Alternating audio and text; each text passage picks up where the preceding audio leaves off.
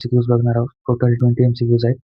बघायचं झालं तर अशाच प्रकारचे MCQ तुम्हाला SSC GD आणि पोलीस भरती किंवा अग्निवीर किंवा कुठलीही 10+2 लेवलवरची एक्झाम असेल किंवा 10th लेवलवरची एक्झाम असेल त्याच्यामध्ये बघायला मिळतील. तर बघा, आजचा तुमचा पहिला MCQ असणार आहे किंवा पहिला प्रश्न असणार आहे, भारताचे अधिकृत नाव काय? तर ऑप्शन ए आहे हिंदुस्तान, ऑप्शन बी आहे भारत, ऑप्शन सी आहे इंडिया दॅट इज भारत, चौथं नाव आहे आर्यवर्त. बघायचं झालं तर या प्रश्नाचं बरोबर उत्तर असणार आहे option C India that is Bharat. म्हणजेच आपण म्हणू शकतो भारत म्हणजेच इंडिया किंवा इंडिया म्हणजेच भारत. तर बघा,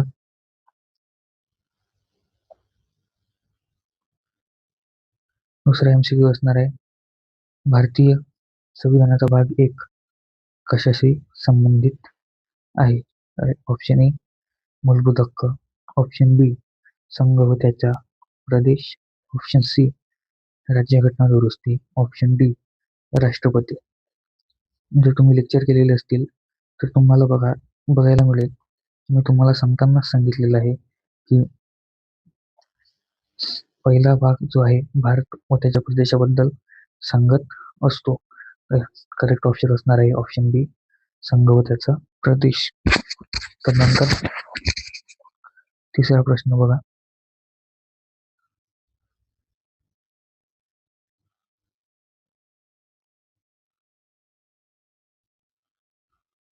तिसरा प्रश्न असणार आहे, भाग 1 मध्ये एकूण किती अनुच्छेद आहेत?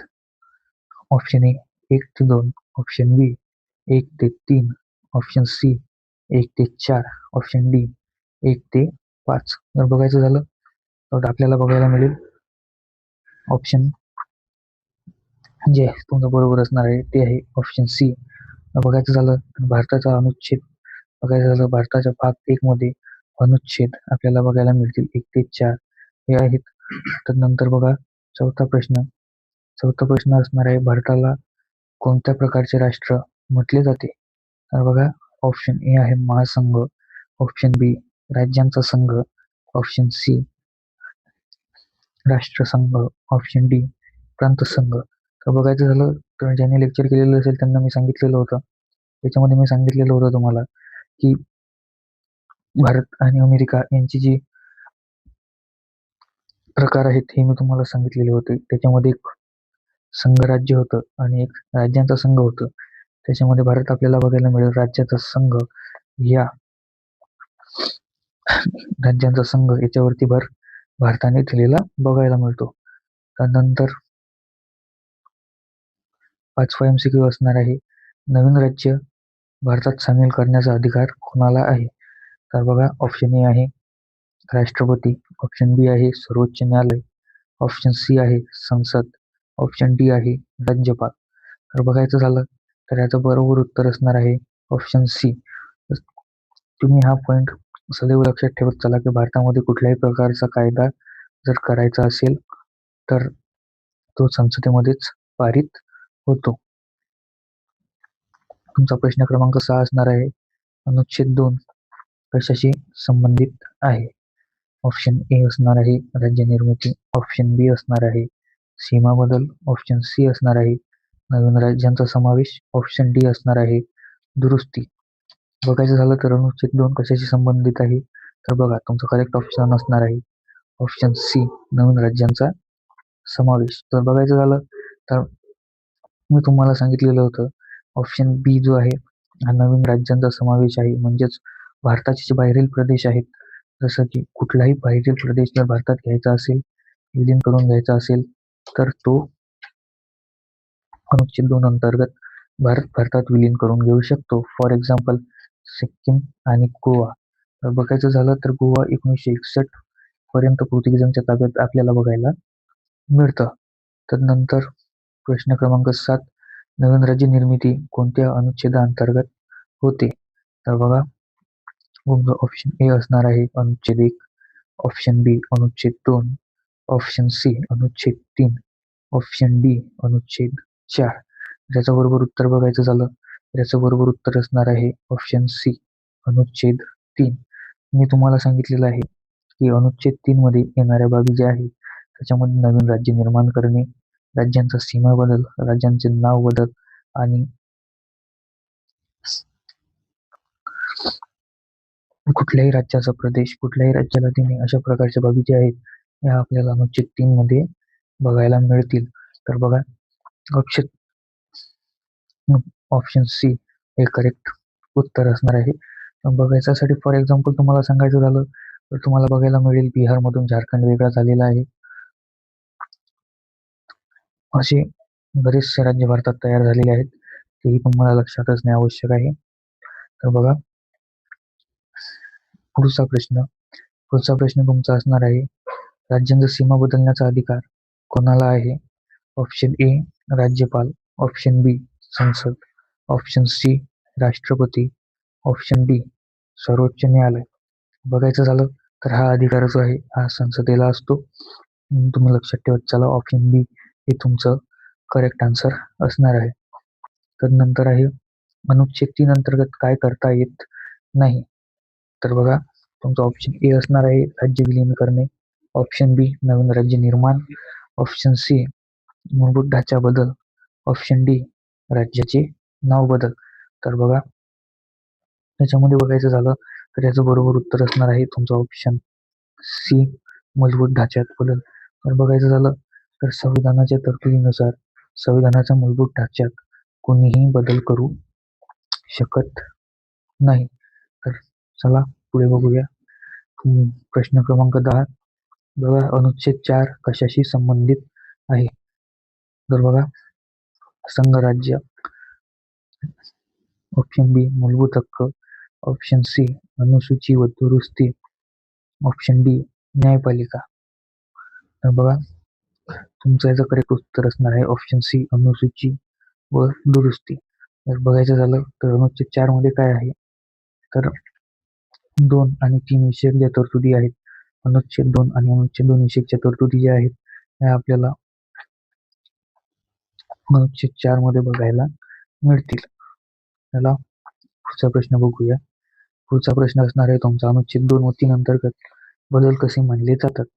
तर बघा ऑप्शन ए कठोर दुरुस्ती, ऑप्शन बी साधे कायदे, ऑप्शन सी विशेष दुरुस्ती, ऑप्शन डी अध्यादेश. तर बघायचं झालं तर याच्यामध्ये तुमचं करेक्ट उत्तर असणार आहे साधे कायदे. तर बघा पुढचा प्रश्न काय आहे तुमचा, नवीन राज्य निर्मितीसाठी किती बहुमत आवश्यक आहे? तर ऑप्शन ए असणार आहे विशेष मत. बघायचं झालं तर ऑप्शन बी साधं मत, ऑप्शन सी 2/3, ऑप्शन डी जनमत. बघायचं झालं तर याच्यासाठी तुमचं करेक्ट ऑप्शन असणार आहे साधे मत. तुम्ही एक पॉईंट अजून लक्षात ठेवू शकता की कुठलंही राज्य विलीन करून घेणे याला घटना दुरुस्ती मानण्यात येत नाही व कुठल्याही प्रकारचे राज्य निर्मिती करायची असेल किंवा कुठल्याही प्रकारचे राज्य जे आहे भारतात विलीन करून घ्यायचे असेल तर हा हक्क संसदेला आहे आणि याचे जे विधेयक आहे हे राष्ट्रपतीच्या पूर्व परवानगीने लोकसभा किंवा राज्यसभेत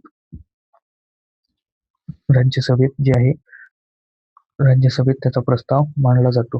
तर बघा भारतामध्ये केंद्र कसे आहे?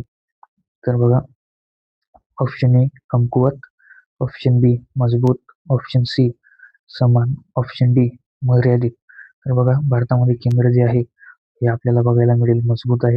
कारण की जर बघायचं झालं तर आपल्या भारतामध्ये जवळपास सर्वच राज्यांवरती जो आहे केंद्र शासनाचा जो आहे आपल्याला वर्चस्व बघायला मिळतं.